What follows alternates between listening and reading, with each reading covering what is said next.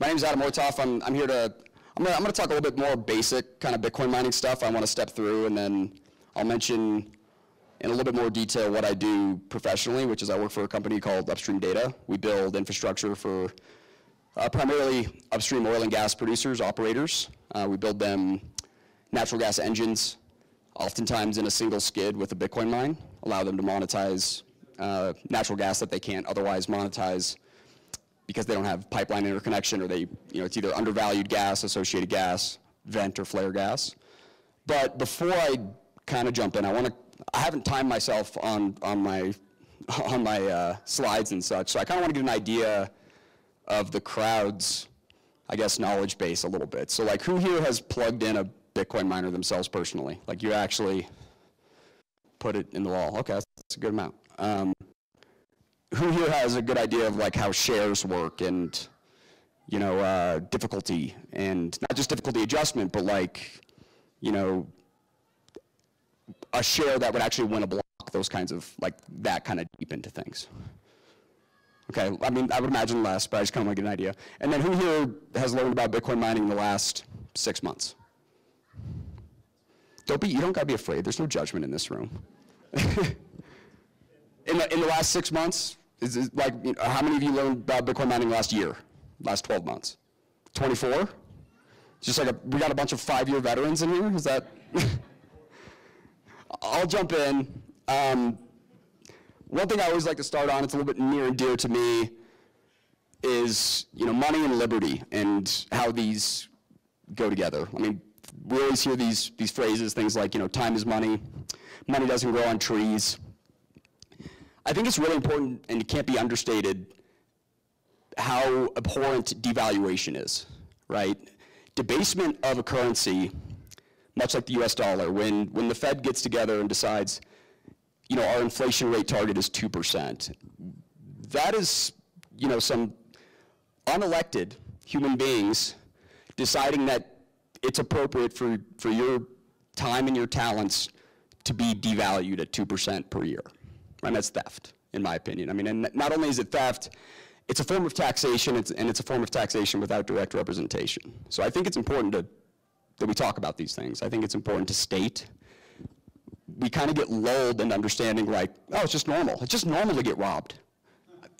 I disagree. I think it's abhorrent, I think it's terrible, and I think it's worth talking about. I think freedom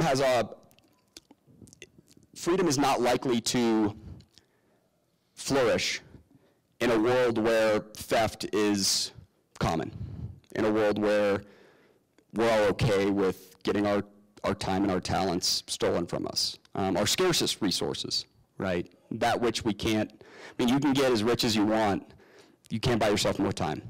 And it's very difficult to buy new talents. And so, for freedom to flourish, I think sound money is a prerequisite. I think it's, as much of it as it's a prerequisite, I think it's certainly a catalyst. And I think that's worth talking about. I want to jump into energy, though, as the kind of foundation. I love these kind of little charts, starting in the top left, looking at energy density, and also this graph here, but looking at like the megajoules per kilogram or megajoules per pound. In other words, how much energy do I get out of the same pile of coal or wood or diesel? And humanity has, over time, constantly moved toward more energy-dense fuel sources, right? You can see up there, we're going from wood to coal to diesel. When we talked about, when humans used, like, lanterns, either burning whale oil, that same amount of BTU could provide 4 minutes of light with an incandescent bulb. The same amount of BTUs could provide 7 hours of light with an LED bulb. We're talking probably months of light. Energy density should only move in one direction. It should move in that direction because it's a matter of efficiency, right? Getting more work, more useful work for the same amount of mass. Well, I think there's also monetary density. So if we look at how, money is always a commodity. It's a technology, it's a tool, much like language. It allows humans to organize.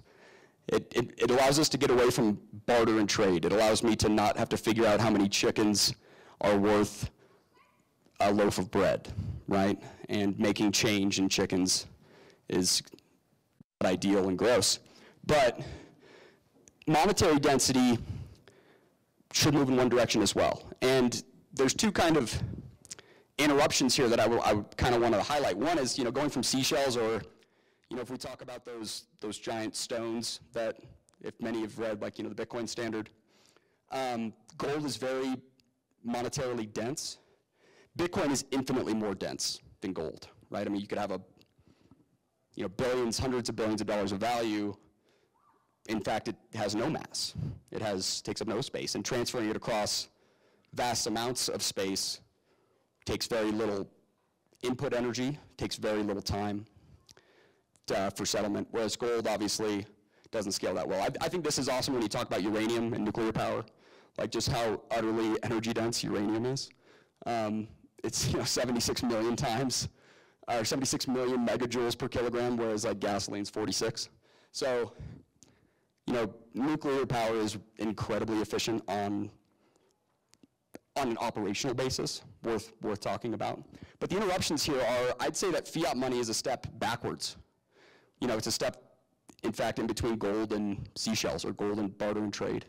It's very monetarily plentiful. And I would argue here that intermittent wind and solar are less energy-dense forms of energy production and power generation. And I'll dive a little bit more into that and why that matters, but I think establishing a good understanding of where we're at today with energy production, why it matters, how it ties into money is worth looking at. This next slide is one of my favorites. Looking at different nation states, this is their energy consumption per capita, so how much energy does a person consume, and then charting it with GDP per capita. In other words, how much wealth does the average person have? How much energy does the average person consume? And one thing that's really worth noting here is there's no such thing as an economically wealthy but energy poor country.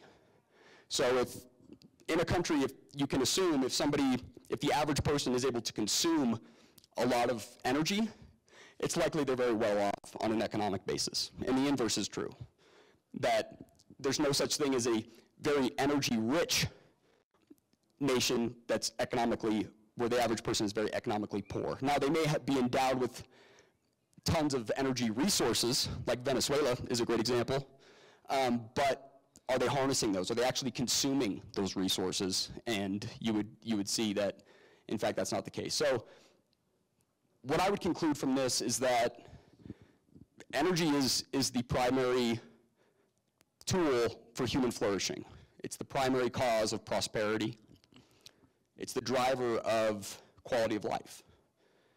And this is something I make sure to throw in the faces of anybody, which is a lot of people these days. Anybody telling you to lower your energy consumption is telling you to impoverish yourself.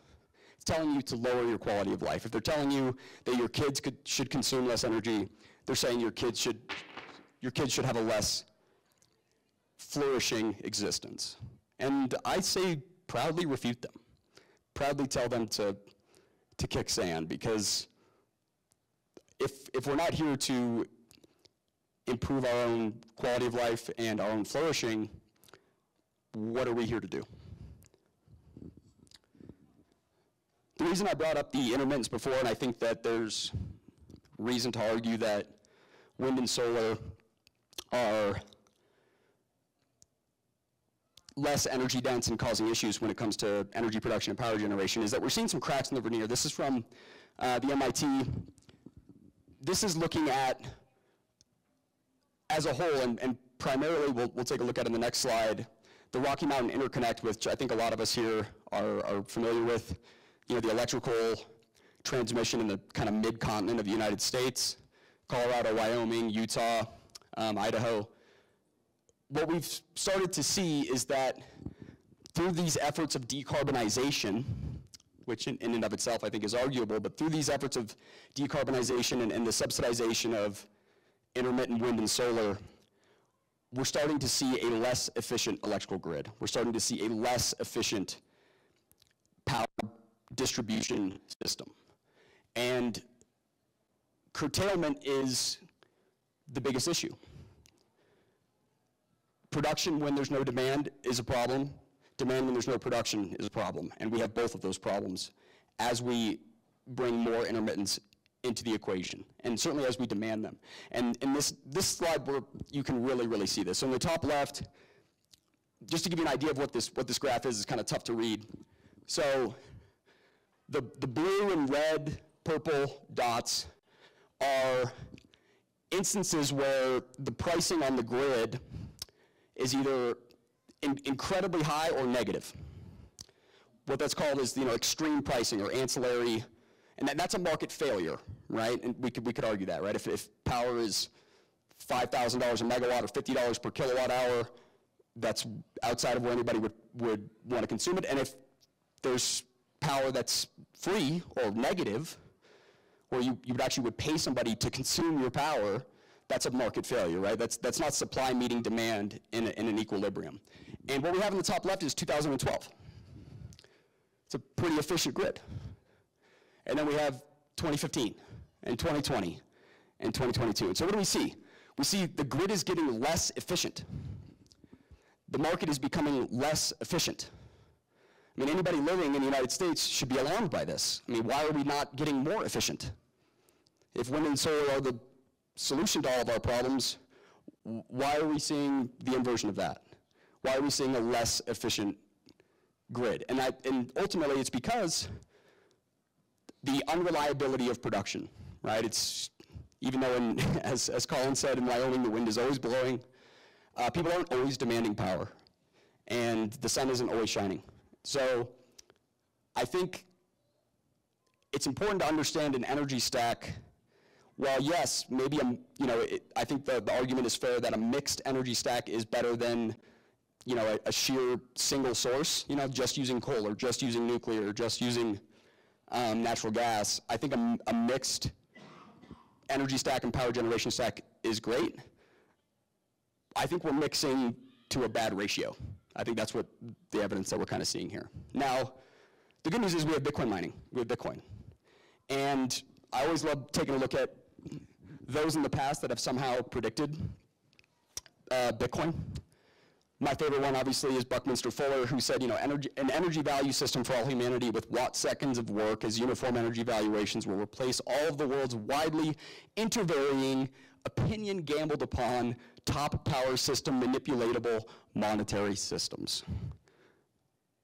I would propose that what Buckminster Fuller was talking about was Bitcoin. I propose that's what Henry Ford mentioned when he, under the energy currency system, the standard would be a certain amount of energy exerted for 1 hour, that would be equal to $1.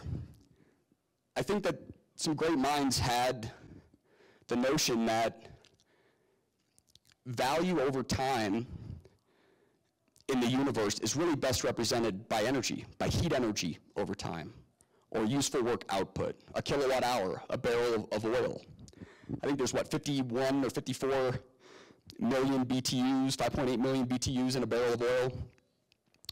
Like, that's a unit of energy. You can't fake that. Even if you dilute your oil, if you fill the barrel up halfway with oil and then fill the rest half with water, well, you have a different viscosity, you have a different gravity, and you're not going to get paid as much for that barrel, right? You can't fake a BTU, you can't fake a kilowatt hour.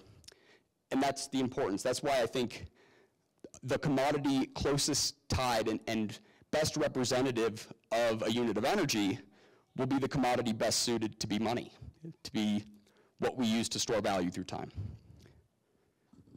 So let's get into Bitcoin mining. From my crowd questions, it seems a lot of you haven't, understand a lot of this, so I'll breeze through, and I want to leave some time for questions and such. But we're currently in the 5th epoch. This was the 4th epoch. We dropped down to 6.25 newly minted Bitcoin as the subsidy from the network, and transaction fees fill in the rest. Most of you, I think, know this, right? Miner compensation is predetermined. This is the equation that dictates that. It's really cool. It's a mathematical expression to dictate 128 years. It'll probably be more like 127 125 years, 126 years of block production, and then transaction fees will be all of the rewards for miners. But we're about to cross the horizon. We're certainly very close.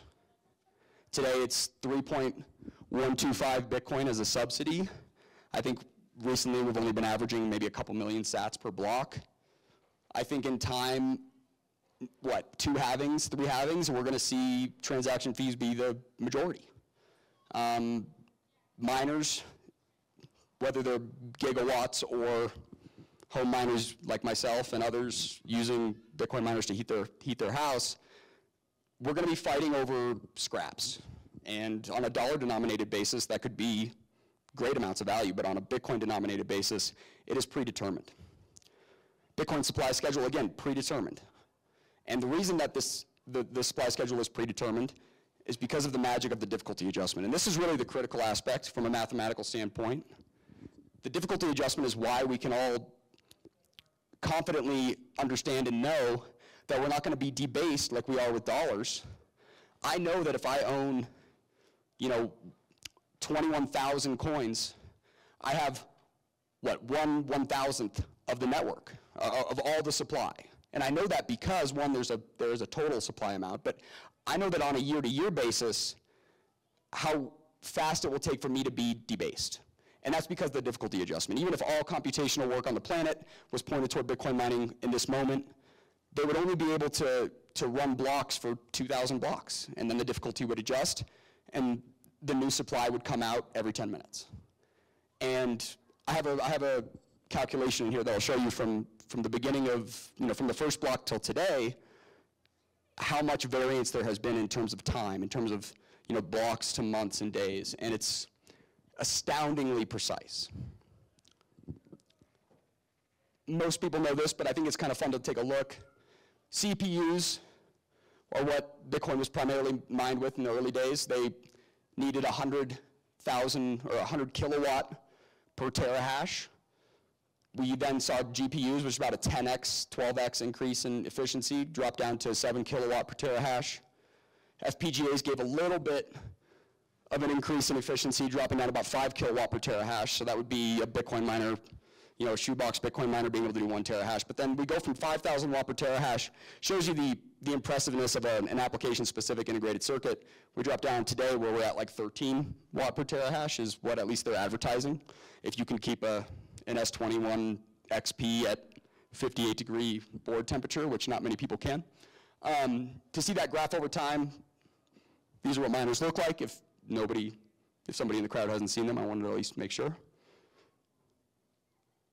How long do you think it's going to take before we get to a zettahash? Who thinks we're going to be at a zettahash before January 3rd, 2025? We're currently at 630 exahash, so we're 63% of the way there. Do you think we're going to get there by January? Anybody? How about by 2027? Guaranteed? Guaranteed by 2027? Maybe by, okay, so like a little bit, plus or minus Valentine's Day is kind of, you think we're going to get to 1,000 exahash? All right, we got Colin Krausman on the record. The last 5 years have been pretty insane. We saw China ban Bitcoin mining. We saw about a 50% drop in all the computational work on the network. You can see it very quickly rebounded. Shows the resiliency of Bitcoin miners. They relocate. You can try to regulate them out of existence. They will, geography is not of concern when it comes to Bitcoin mining, as the internet is omnipresent. But I think it's worth talking about the total amount of power likely being dedicated to the network. You have to calculate it. There is no precise measurement. But anywhere between 19 and 23 gigawatts, so 19 to 23,000 megawatts. We're talking about nearly 5 million single-family homes of power. I looked it up. I think in Wyoming there was like less than 100,000 single-family homes. Less than 200,000 single-family homes in Wyoming. So we're talking about like 30 Wyomings of power is being dedicated to the Bitcoin network. And this is my favorite part. This is where even those who have thought about Bitcoin mining for a long time often have misconceptions. I remember in economics class talking about perfectly competitive markets or a perfectly inelastic supply. And all the examples were always kind of hypothetical, because there's nothing that really has a perfectly inelastic supply. Water would sometimes kind of get talked about, like insulin, maybe. But Bitcoin truly has a perfectly inelastic supply. We talked about that, right? This is one of the value propositions of Bitcoin. We know how much is going to get produced in its entirety, but we know how much is going to get produced over each increment of time. So that means demand is the only movable function when it comes to price, right? So if the price of oil was $10,000 a barrel tomorrow, which today it's like $70. So if we saw like a 50 or 100x in the price of oil from today to tomorrow, what would that do to the next 6 months or 12 months of oil production? Well, it would absolutely increase it. I mean, the Saudis would be opening their taps. Everybody all over the world would be drilling. You'd be able to pay $500 an hour to somebody to drill a well because the economics make sense. So people would be leaving the tech industry and going out into the oil field. And we would see this increase in marginal supply over the next 6 months, the next 12 months. And that increase in supply would put downward pressure on the price. If salt was $50,000 a pound, I'd be boiling seawater. I'd be working out and like collecting my sweat, right? And you all would too. I mean, at $50,000 a pound, I'd be in great shape, right? Boiling seawater would be like a no-brainer. But everybody would be doing it. And then once everybody starts doing it and flooding the market with salt, downward pressure on that price. With Bitcoin, this doesn't happen. The price of Bitcoin could be $50 million a coin tomorrow. The same amount gets produced. I mean, that is an earth-shattering reality. I know it sounds common because this is often talked about in Bitcoin space, but Bitcoin is a commodity. It's a lot like aluminum. It's a lot like salt. It's a lot like gold. It's a lot like oil. But it's different in one very important way, and that's a perfectly inelastic supply is mind-boggling. Again, it was only something to talk about in like this hypothetical realm in economics class because nothing was truly scarce, but Bitcoin is, right? There's no meteor that's going to crash into Earth and bring a whole lot more Bitcoin. So we truly have a perfectly inelastic supply. And we have perfect competition. I mean, these are the definitions of perfect competition, right? You have to have plentiful, large number of buyers. We have the world. Anti-competitive regulation, well, Bitcoin bleeds through all borders. So regulate it in one place, like in China, and it moves elsewhere. So it's about as difficult to regulate as anything. High location mobility, again, can happen from anywhere. Profit maximization, I think that's well established with Bitcoin miners. Rational buyers, homogeneous goods. Bitcoin is utterly fungible, right? My Bitcoin is no more special than yours, no matter what people try to tell you. Very low barriers to entry. Can you plug in a computer? Can you access electricity? Right, I mean, is it easier to plug in a computer or to go dynamite a mountain to produce aluminum or gold? Right, I think it's, I mean, what has a lower barrier to entry than producing Bitcoin? I'm not sure I can think of it. Maybe producing misinformation. Like, maybe, right? If you could get paid for that, which I'm sure there's opportunities. So what we know from economics class is that in the long run, marginal revenue, equilibrium will land where marginal revenue equals marginal cost. And what this means, and why this is profound, is that scale is punished. I've been beating this drum for a long time. If you know who I am on the internet, I beat this drum constantly. And this, again, is different from every other commodity production process in the world, where people often think about the big miners, right? The publicly traded miners, the ones that have hundreds of megawatts and they're planning for gigawatts. I would say that they're the least likely to survive. I'd say that it's the home miners who are the most likely to survive. They're the most anti-fragile. And this is a good thing. This is a feature. This is a feature of Bitcoin's design, because that means that Bitcoin mining will not consolidate to one actor. It will not consolidate to one miner. Well, there won't just be just one Bitcoin miner left to rule them all. And the reason that is the case is because mathematically it doesn't make sense. And I'll give you a very quick example. If the whole network was 100 units of computational work, whether it's exahash or petahash, doesn't matter, but it was 100 units, and you wanted to come mine Bitcoin and you brought 50 units into the game. Well, you just brought in 50 units, The network had 100. So now the total is 150, and you have 50. So you have 1/3. So bringing in 50 units yielded you 33% of all the rewards. Well, let's say you bring in another 50 units. Well, the first 50 units got you 33% of all the rewards. But the second 50 units, now you have 100. The total network is 200. You just went from 33% to 50%. So that second 50 units only brought you 16%. Right? The first 50 units brought you 33% of all the rewards. The second one only brought you 16. You start drinking your own milkshake. The cost to bring 50 units is the same. The cost to operate 50 units is the same. Scale is punished. It is not rewarded. It's not like producing aluminum where the bigger you get, the smaller your costs get. It's a fact. It's a mathematical fact. And why is that? It's because if you get bigger as an aluminum producer, you get to produce more aluminum. Like you can grow the total supply of global aluminum produced, but with Bitcoin you can't.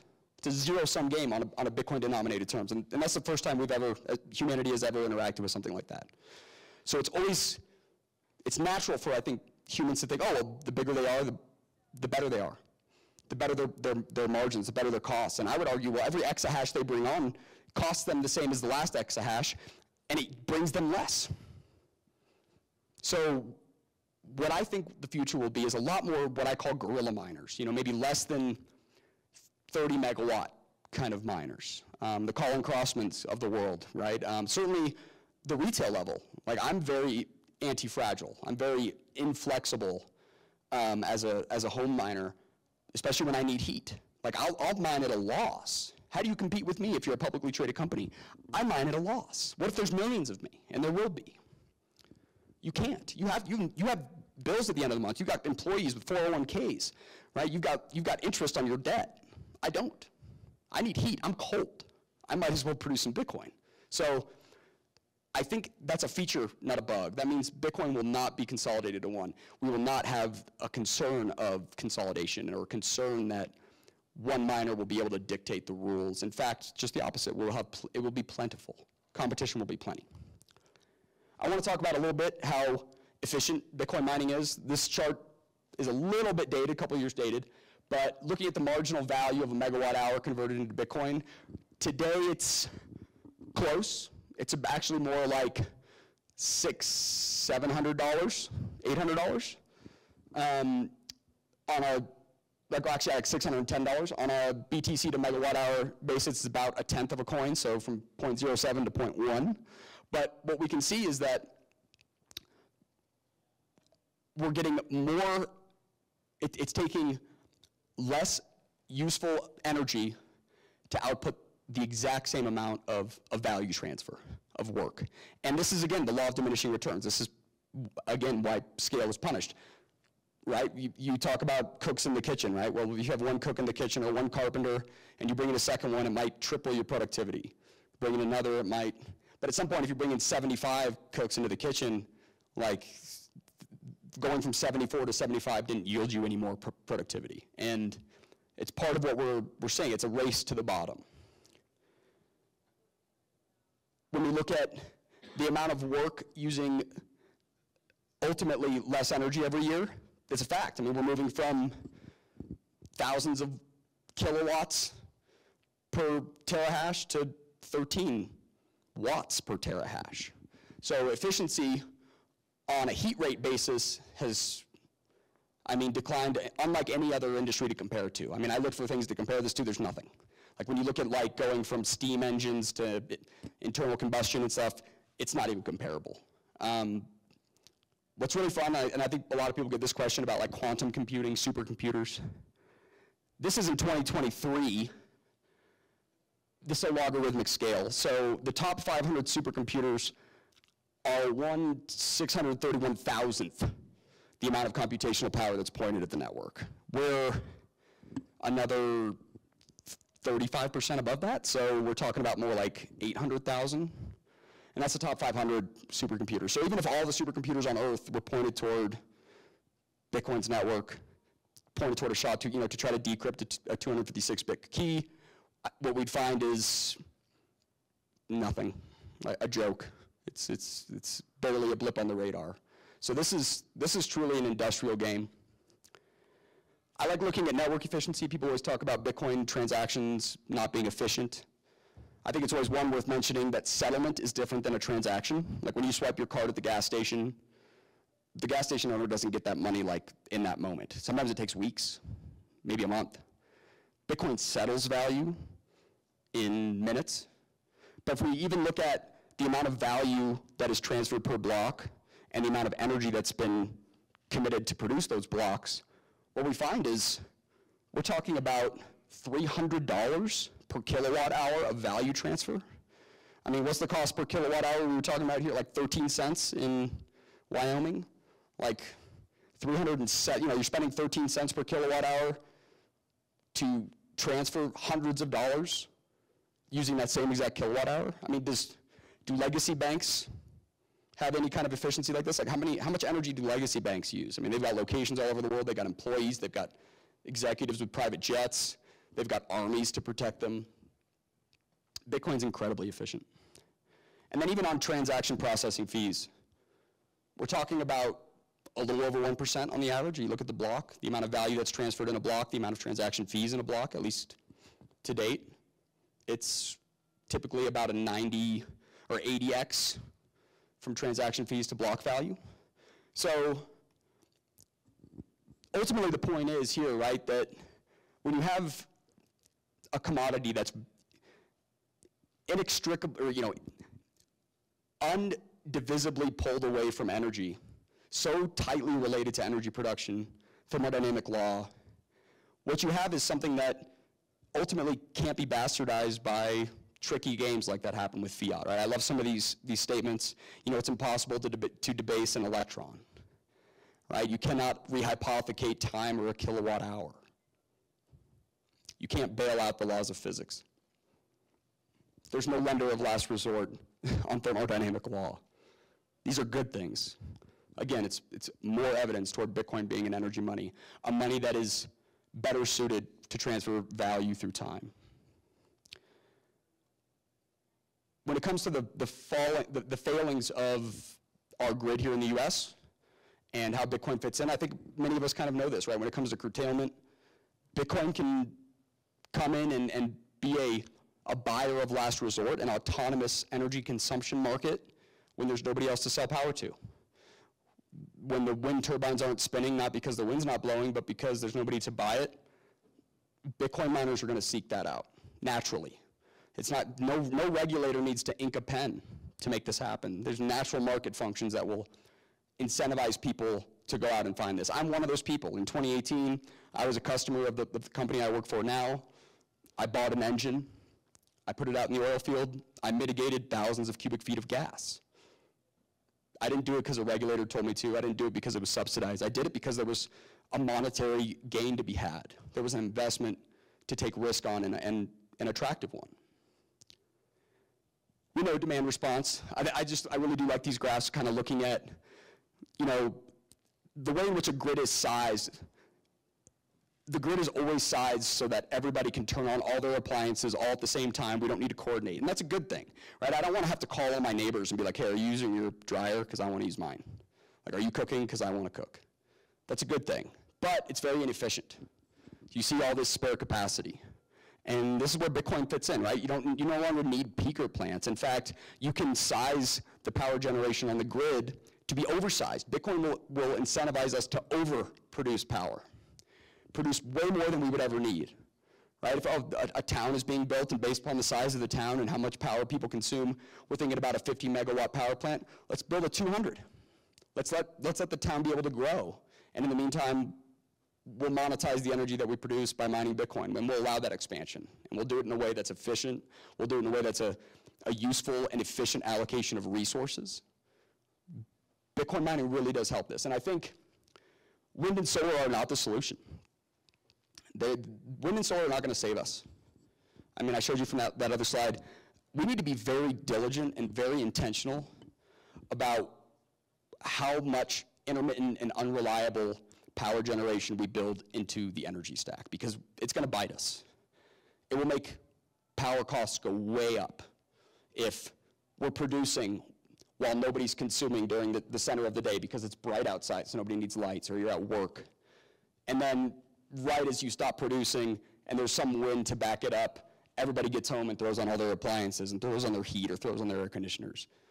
If we have a very inefficient electrical grid, everyone's going to suffer. Human flourishing is going to go down. Cost of manufacturing will be not even remotely possible from day one, because you simply cannot justify building a manufacturing plant if you can't get the power costs. So I think it's important to be intentional. Bitcoin helps. Bitcoin likes waste. Wind and solar are very wasteful, but it doesn't make them reliable. It doesn't make them an on-demand source, but it does make them less wasteful. It does smooth them out, but we still need to be intentional about how much we put into the grid. And I think I can't overstate, and I put a star on that slide where I talked about the difficulty adjustment. This is where I wanted to mention the numbers. So if on January 3rd, when the first block happened, if you were to estimate, hey, on September 18th, 2024, how many blocks will have happened? If you ran the numbers at 10 minutes per block, you would say, oh, well, we'd be at 826,000 blocks. Well, today we're actually at 861. So it was 4% deviation in terms of block. In terms of Bitcoin supply, it's like 1.1%. And that's from the first day to what? We're talking about 15 years? That's incredible, right? If I can say, oh, in 15 years, the total supply of Bitcoin is going to be this, and I'm only 1% off, that's a remarkable system, especially considering hash rate has grown by millions of percents, billions of percents. The math holds. We've proven it, right? This is something new. The math has been proven. In terms of how Bitcoin loves waste, I want to talk about Upstream Data, what I do all day.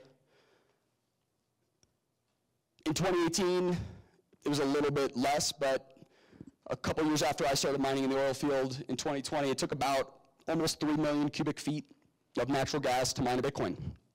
Today, it takes a lot more, about 3 to 4 times more. Bitcoin, there's no amount of waste Bitcoin can't handle on a long time horizon. And you can see this with just the growth in 4 years. The halving obviously plays a huge role into this. But what we do at Upstream Data is we help oil and gas producers waste less. And many times, yeah, Bitcoin miners and oil and gas producers get together and they do joint ventures. The oil and gas producers kind of sell their gas to a Bitcoin miner and they make some kind of a deal. But more often, I'm teaching oil and gas producers why they're already best fit to be the Bitcoin miner. And they are. They need not do a deal, certainly if they have the capital. They need not do a deal because there's no such thing as stranded energy anymore. Anytime you have energy, you have this autonomous network that can buy it. And beyond that, there's no counterparty risk. Right? Anytime energy producers in the past, one of the biggest things they were afraid of was counterparty risk. You build a big steel plant, or because there's a coal mine in this town, and 15 years down the road, the coal mine dries up and everybody moves out of the town, and you've got this giant power plant, and you've got nobody to sell power to. Like, that's huge. That's outside of your control. That's counterparty risk. Bitcoin eliminates that. There is no longer counterparty risk. Now, it's non-negotiable. The rate you get is non-negotiable, but it's non-zero as well. There's a lot of companies doing this. I highlighted Upstream Data there with flare vent and underpriced gas, but from landfill, methane, used cooking oil. We've shipped products to guys in Mexico that are using cooking oil to power up, converted diesel gen sets to generate power. I don't think restaurants should be cooking with seed oils anyway, but might as well burn it if you're gonna use it. Waste tires, obviously curtailed renewable energy demand response like Riot. Recovered thermal energy from greenhouse heating. Hydroelectric power is very wasteful. Tanzania just shut down like 6 hydroelectric facilities. It's mind-boggling to me. I mean, they could have fired up Bitcoin miners, and they already sunk the capital to build these hydroelectric facilities, and then now they're just ripping them down because there's nobody to sell the power to, because they apparently haven't read a book in the last 7 years. They could be selling that power. They could be monetizing it, at least while they decommission the hydroelectric facilities, even if that was, still justifiable. We also talk about heat waste, so we did a project with a greenhouse. Again, why the big at-scale miners, I think, are in trouble, why they need to be the most creative and the most frugal. I work with Bitcoin miners who, instead of spending hundreds of thousands of dollars a year to supplement the heating in their multi-acre greenhouse facility, they decided to mine Bitcoin. You know, if you're going to use electricity to create heat anyway, you might as well run that electricity through Bitcoin miners. They can mine at a loss and be excited about it. They can mine at a loss on the margin. Or if they're spending $200,000 a year before Bitcoin mining to heat their facility, and after Bitcoin mining, they're spending $250,000 a year, but they're making $150,000 in Bitcoin. Well, they just removed $100,000 of a liability on an annual basis. And they're mining at a hell of a loss. How do you compete with them? How do you compete with them at massive scale with employees and 401ks? I mean, you're in trouble. You better get creative. Like, your public debt will not save you that long. And what happens, like, yes, they're not at a gigawatt scale, but there might be thousands of them. This is, again, why Bitcoin will gravitate toward waste. It will gravitate upstream. And those who have it as Bitcoin mining as their primary business function are going to have to be the most creative and the most, adaptable. Those who have Bitcoin mining as a secondary or tertiary part of their business, their primary business is producing oil and gas, and they mine Bitcoin. Their primary business is running a greenhouse, and they mine Bitcoin to be more efficient at that. They're going to survive. They're going to be very, very resilient to market fluctuations in tight moments. We build products at Upstream Data for the oil field, specifically something we call a hash hut and a hash generator. This is a hash hut, a portable Bitcoin mine. We don't use shipping containers. We're a full fabricator. We've got 50,000 square feet of manufacturing space. But we're also an engine company. We build Bitcoin mines with engines. You can see in the top right there, that's a 90 kilowatt engine. So that engine right there, talk about energy density, right? That engine, you can kind of see from how big it is from the man door next to it. That one engine could power about 24 single family homes, right? Like, natural gas is incredibly energy dense. This engine could power, 110 single family homes. Very energy dense, consuming almost no natural gas on a daily basis, very minimal consumption. The economics are pretty attractive. I ran these numbers this morning. This is during a time when Bitcoin mining has never been more competitive. It's never been less attractive to mine Bitcoin than it is today. It sucks out there. Miners are in pain. Nobody is doing great. They're all talking about pivoting to AI, right? Let's pivot to AI, because Bitcoin mining we're only getting 8 cents per kilowatt hour, but AI is willing to pay $1,000 per kilowatt hour because ChatGPT is that important. But I ran these numbers today, and on a $150,000 investment, about $125,000 of that going into an engine and a portable Bitcoin mine, what we call a hash generator. $30,000 going into miners. This is what you would earn like this month if you deployed it. We're talking about a 22-month ROI. It's not get rich quick, but it's attractive. It's a 52.66% ROI. This includes depreciation. This includes maintenance on the engine. This includes cellular internet cost. This includes depreciation not on your miners and your engine, but also on your electrical equipment.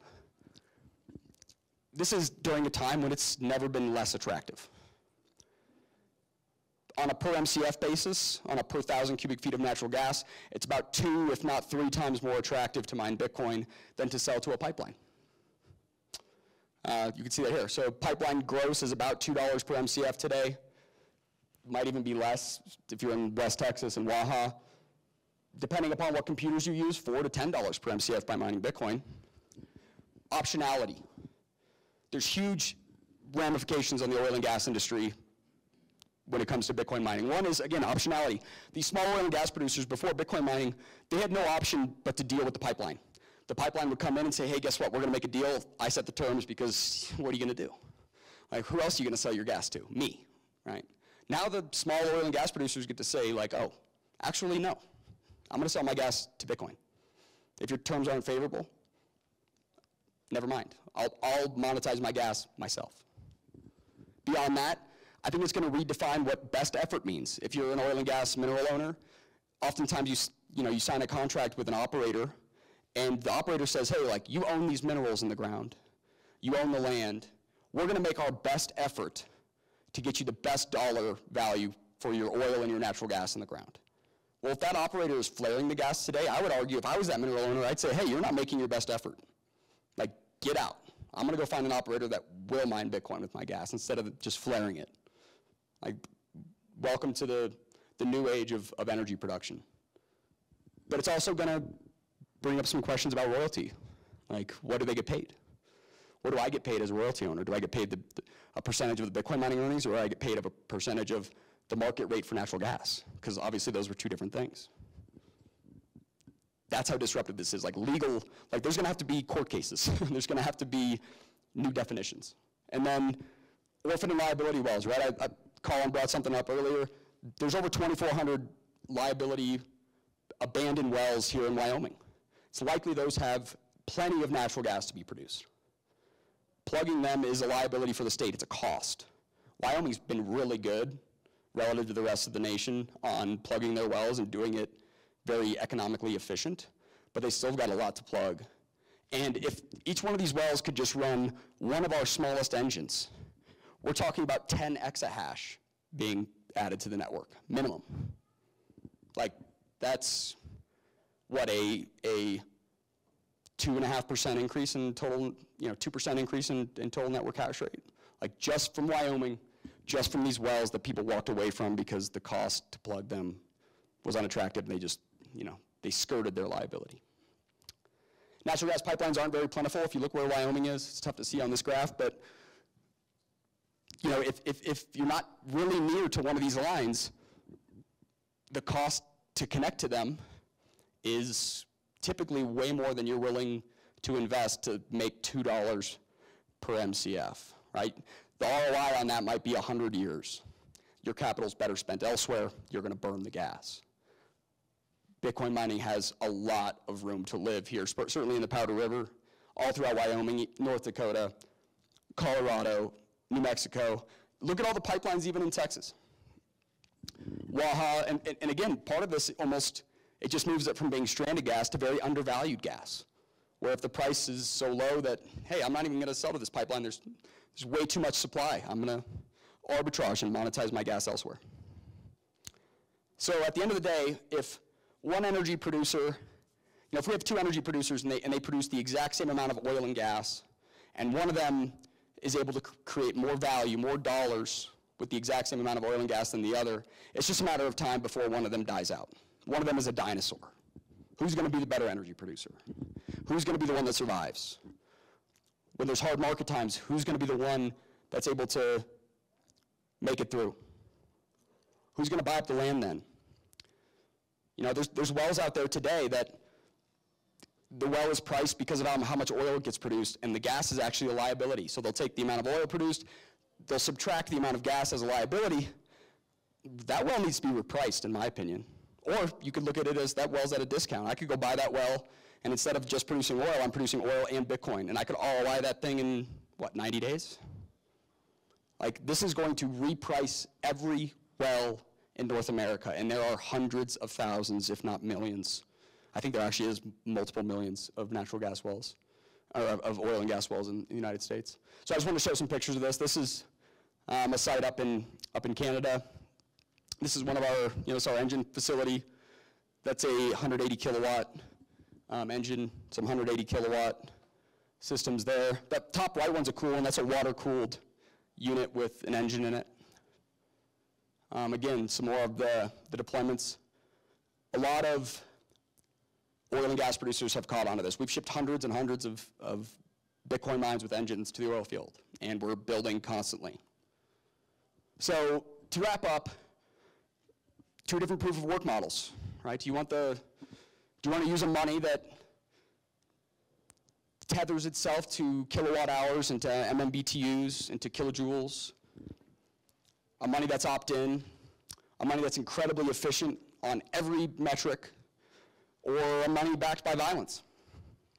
A money backed by use it or we'll go to war with you. A money that you can be debased at any rate, any future rate. We have no idea. I mean, what, over 80% of all dollars in existence were printed after 2019. 80%. That's, I mean, pardon me, but like, that's horse shit. Like, that's incredible debasement. I mean, debasement, that's theft. So, as free economic actors, microeconomic actors, we have a choice. And I think it becomes quite clear in the end. So, thanks, guys, for the time.